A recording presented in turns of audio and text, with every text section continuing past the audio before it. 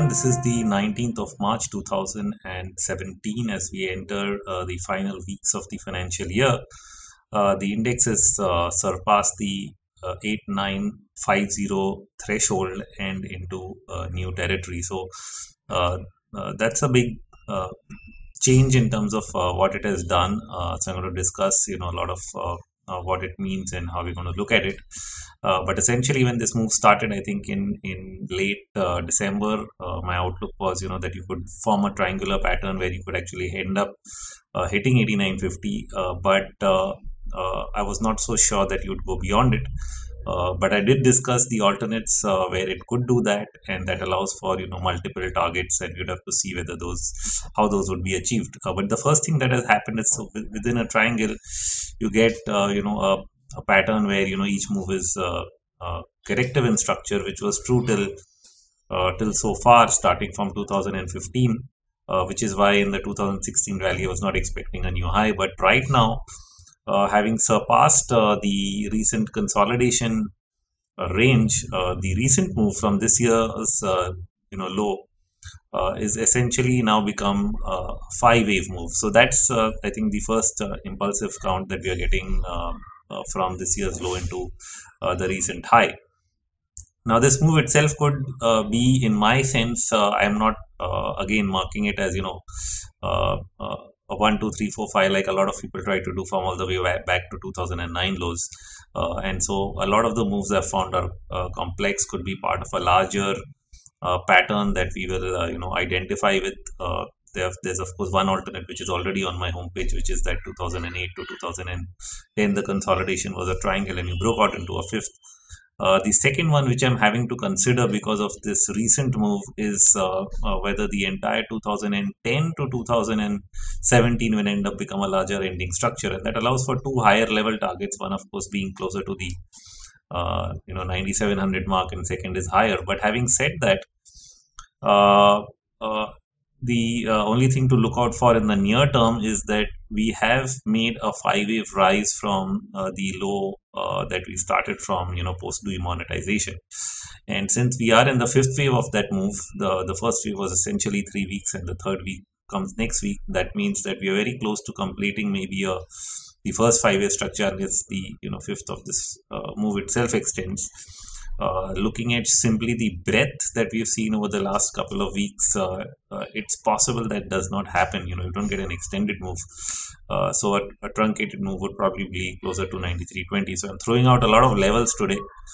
And the point is that if you have a 5-wave move, even if you have to go to a higher target, you should somewhere see a correction in between before you start a move to a higher target. So that's something to watch out for, and it'll probably give you clues about how the trend unfolds in the weeks ahead.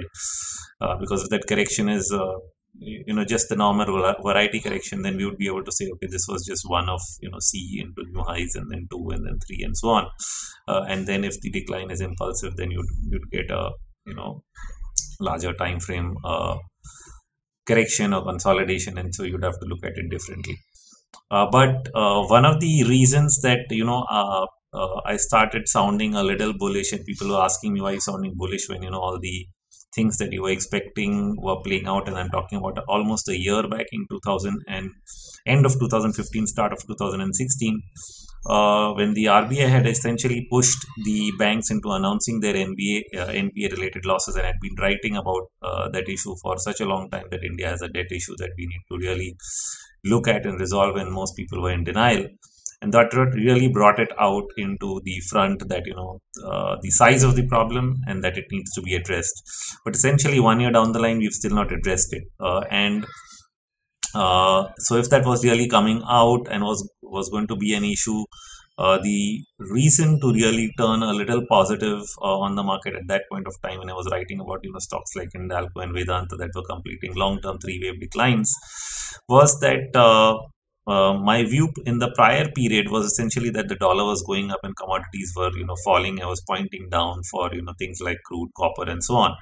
But they had almost done the worst of what they had to do. Sentiment had reached an extreme. Many of them were oversold on the daily and weekly degrees, and my sense was that the dollar would start topping out. Now, at that point of time, we'd hit around 100 in the first week of Jan.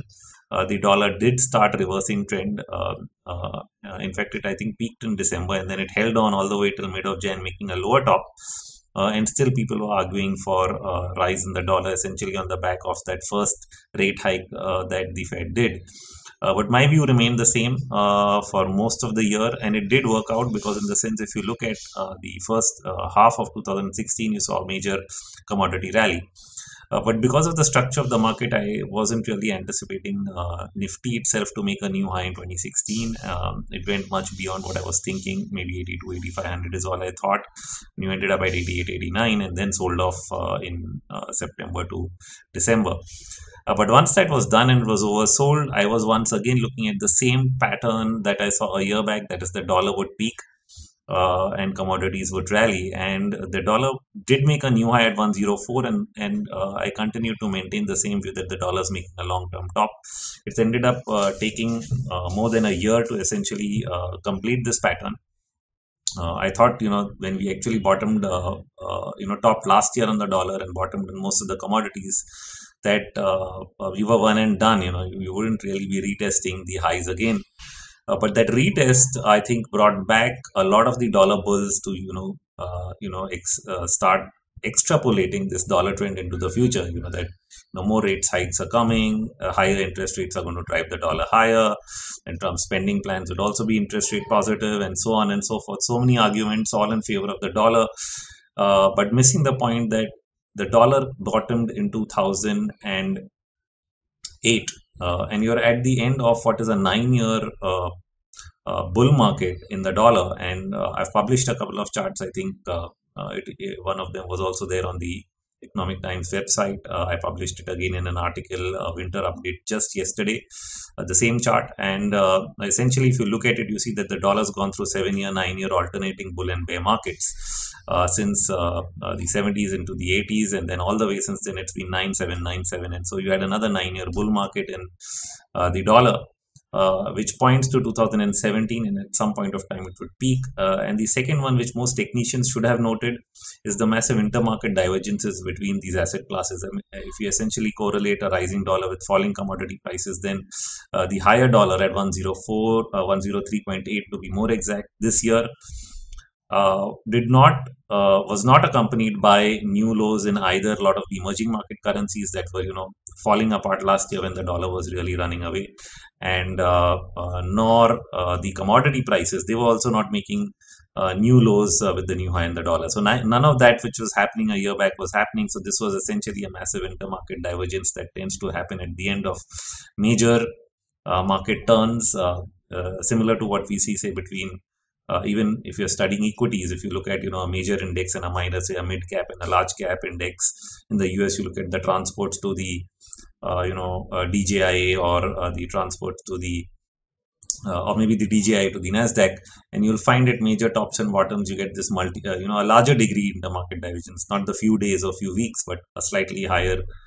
time frame divergence, where one market does not confirm the other.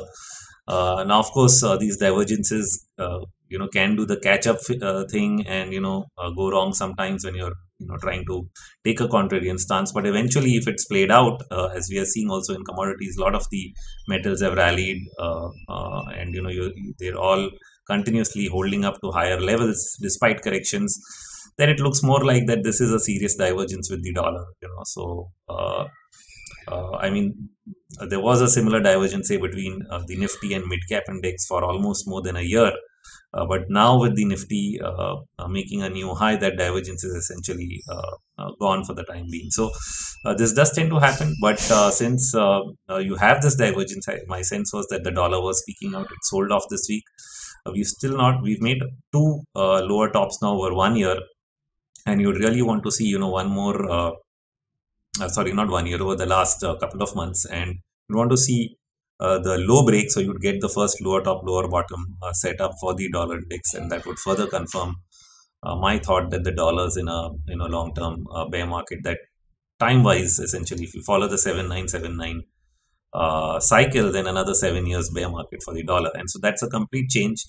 And if I just go back to my last call to having turned bullish in equities that goes all the way back to 2001. The first time we called a bottom in the equity market in India for a multi-year time frame up to maybe 10 years.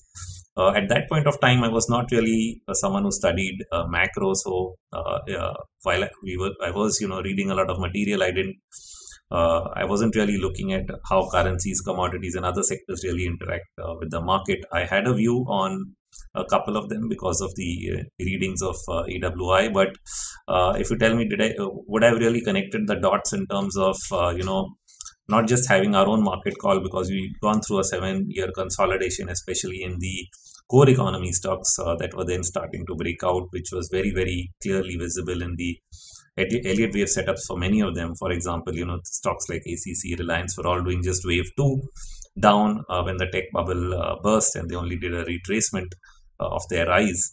And that set them up very well for a major advance into a third wave. So that was the reason I was able to make that call. But what I wasn't able to connect is when the dollar turned, and this was 2002, and EW had a view on both crude and the dollar.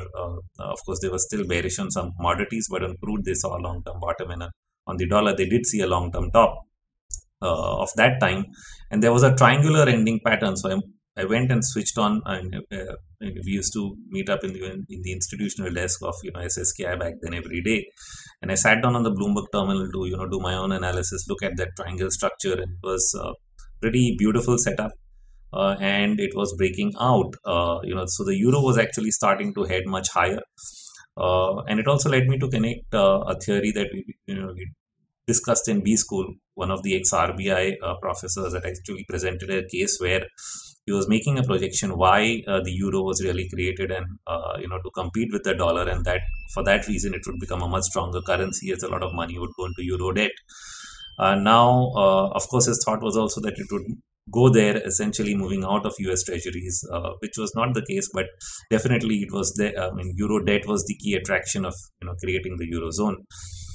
And what would the rising euro really mean, or the falling dollar really mean in terms of lifting not just commodity prices but the entire emerging market space, was what I still didn't understand back then. But I think post 2008 I've been covering so much of global markets, and I think not just me but a lot of people read so much about it that they are able to connect these ideas pretty clearly.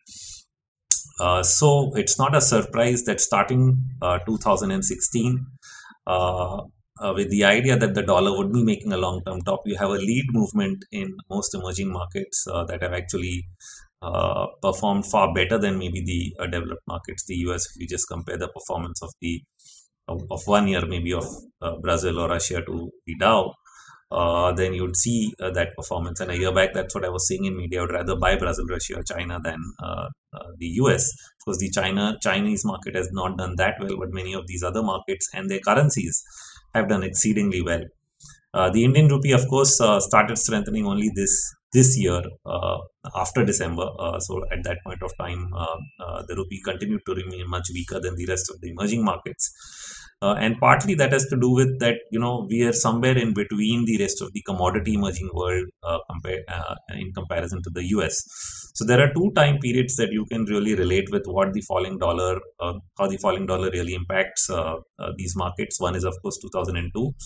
And when the dollar peaked and was falling, the US stock market continued to fall to new lows.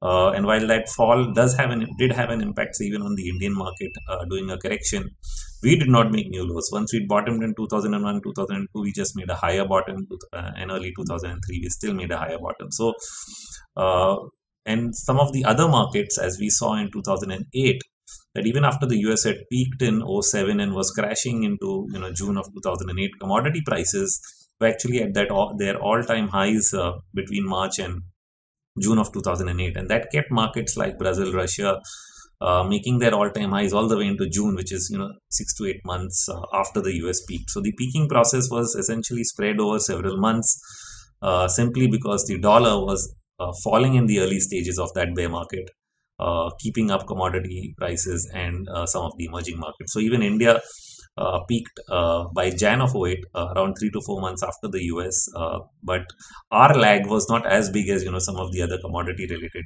countries, because like I said, we are somewhere in between these two worlds. So we get more affected. We get a bit affected by both. We have the positive rub off on our commodity stocks. So if you look at Tata Steel, say for example, it made its double top only into May and June of 2008. So it retested the highs, even though the Nifty was already down quite a bit. Essentially, when we are looking at a falling dollar, and the reason that the only sector that has had my attention has been significantly the metals related sector, or those commodity related sectors or inflation related sectors. So if you look at everything that I've written about, whether it is the OMCs in 2014, the rice processors, or the sugar stocks in 2015, it was essentially, I've been probably because I'm studying that segment so often, that I've had the commodity related cycles turning on my head, and on my fingers, way ahead of the market. So those have become the best performing sectors of the time. And now that you have a falling dollar, which assists that, these trends in terms of rising commodity prices are now beginning to reflect in other parts of the economy and around the world. With almost a year lag in those trends, you're beginning to see inflation numbers start to tick up. And what looked like a tick up only in some of the developed world, essentially Europe and then US, is now beginning to show in Japan, and it's just shown up yesterday in our own numbers. That is the WPI really shooting up vertically. So now when you and I tweeted that chart, when you look at the 6-month move in WPI, you see a completely vertical rise from what was almost a zero number to a 5.6 odd percent number. So you're seeing this complete turnaround. You're not yet seeing it in CPI, but I don't think it can lag far behind.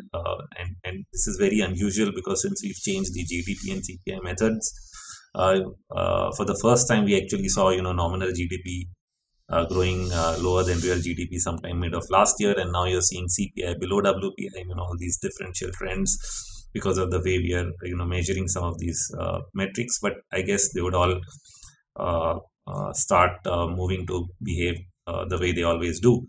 But that's the major trends that we are seeing. The major trend, if it's going to be the falling dollar, rising prices, then it's going to reflect in higher inflation, and the big risk is going to still be in terms of what happens to interest rates. So that shouldn't be a surprise. We had 2 months of some major events, starting with the RBI not raising rates, which surprised a lot of people. But now it should not surprise them, because they were able to see this effect showing up in inflation numbers, and they would have to be more vigilant about it. But it's not just them. It's in the US, you're going to see, and you're still seeing, negative real rates, which is one of the drivers for precious metals and commodity prices. And as long as they're going to be behind the curve in terms of how fast they're able to move on rates versus how fast inflation is moving, it's going to act as a positive trigger. And there are enough historical examples of this in the 70s and so, where rates moved up and so did prices for a long period of time, simply because the central banks tend to remain behind the curve on their inflation call. So I think that's the biggest headwind for the years ahead, and unless there's any sign of change of that, I'm going to be staying talking about it for quite some time, and writing about it for quite some time, tracking exactly those trends that are directly impacted by a return of inflation. Now, will this return of inflation end up showing up as growth, or will it show up as stagflation? That's something we need to see. Will it show up as only a high rate of inflation or hyperinflationary for some places around the world? That's again something to see, because we've seen at least two countries in the last couple of years end up in hyperinflation. Of course, Venezuela being the most recent case that was in limelight all of last year. And now with this trend showing up globally, we don't know exactly how badly it will affect which particular countries. But I can say this much, that India tends to be extremely sensitive to inflationary trends. They tend to overshoot on the upside, and which is why we'll need to be far more vigilant in how we deal with it. And apart from that, of course, if we get a strong rupee because of the falling dollar, is that going to act as a positive headwind? Probably not significantly, because there's a limit to which the rupee would actually appreciate. And if prices go up far more than that, then the positive rub-off would mostly get nullified. And especially if you start raising rates, then that acts as a reverse headwind for currency markets. So that wouldn't help. And if your import bill actually goes up because of the higher prices around the world, then that itself would become a headwind for our own currency pair, which is why, while it has strengthened a bit and can maybe a bit more, it won't be fair to project too much on the downside on the USD INR unless you see how the next bounce back happens. And bounce back, I say in the sense that it's extremely oversold. The RSI down to 22, which is a very, very low reading. Most of the medium term bottoms have occurred once it's hit that kind of a reading, either immediately or with at least one positive divergence, meaning one more dip maybe. But if not, then we are already there. And so the USD INR should be at the lower end. And having said that, when it brings us back to the market, like I said, we've completed one 5-wave impulse move that could see a correction. If we have to see higher levels, probably we retraced 23-38% at some point of time and then head higher again. But I would sense that the key driver in that case would still be the metal related sector. And if other sectors have weakened for some reason or the other, then probably the Nifty would remain more suppressed, forming some kind of pattern rather than an impulse, and you'd only see sector specific gains or stock specific gains based on the inflationary trends that are going on. But inflation can often act as a positive headwind for equity markets, because it's just like your GDP goes up, your nominal GDP rises, similarly your revenue goes up because of pricing effects. And as long as it's happening slowly, the negative impact on the economy does not show up right away. So in the near term, inflation is going to act as a positive headwind for the market. So in that sense, anticipating that after a correction you'll get a new rally might be completely normal now, given that you're getting inflation. So earlier in the more deflationary part of the cycle, I wasn't really looking at new highs. So when you broke past the 2013 high, it's not something I was anticipating, and since you didn't have growth, both your earnings growth and GDP growth were declining, that rally did not make so much of a logical sense apart from being a technical rally. But this time around, at least inflation is supportive. But I think there was one more supportive fact which I think I probably missed myself, because I was bullish on the USD and all the way to 69. But when it peaked there and started to decline, what we often miss is that a currency devaluation is a major stimulus for the market, especially because it not just boosts your exports, but also adds to some level of inflation to the underlying economy, and that usually acts as a stimulus. So wherever there's a devaluation, and we've seen that, why does Europe want to devalue its currency? So while our devaluation may appear to have happened due to serious fundamental reasons, once the devaluation was complete and the currency was under control, that stimulus essentially was the biggest driver of the Nifty into those new highs. And in that sense, probably it's a lesson to take up that that's also a factor to watch out for, apart from purely the earnings factor, which was not in play at that point of time. So this time around you directly have inflation at play, so it's a positive headwind, and that's a reason to think markets go higher.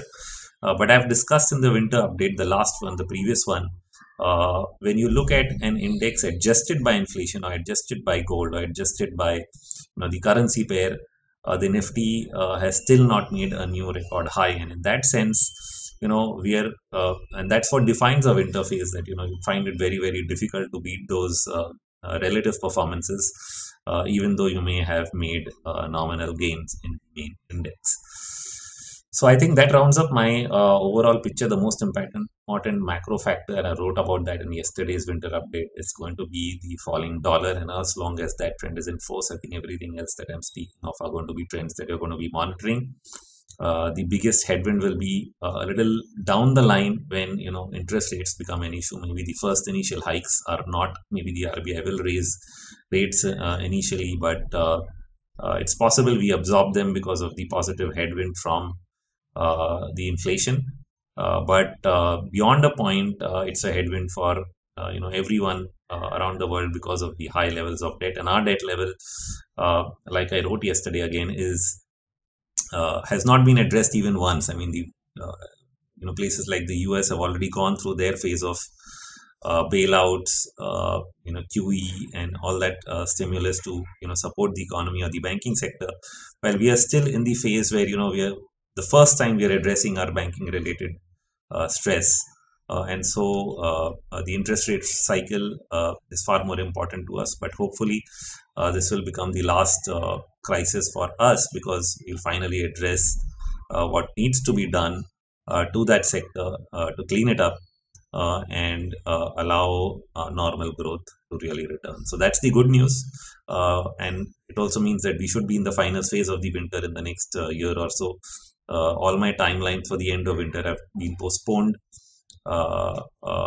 since 2013. That was the first timeline. 2016, 17, early 17 was the second timeline, and we did bottom in both of these periods, but we ended up seeing a new high as the markets got a stimulus of another kind without really having resolved the banking crisis to really say that the winter is over in an economic sense. But I think the next phase should be the last, simply because the skeleton's already out as far as the banks are concerned, and this inflationary rate cycle should be the final crisis for us to really complete the job and enter the real bull market that's supposed to follow next, that most are anticipating is already here. And I sense that is still to complete that final phase of correcting and consolidating our key underlying economic issues before we can really take off in a more broad-based economic sense. So that's all in this update.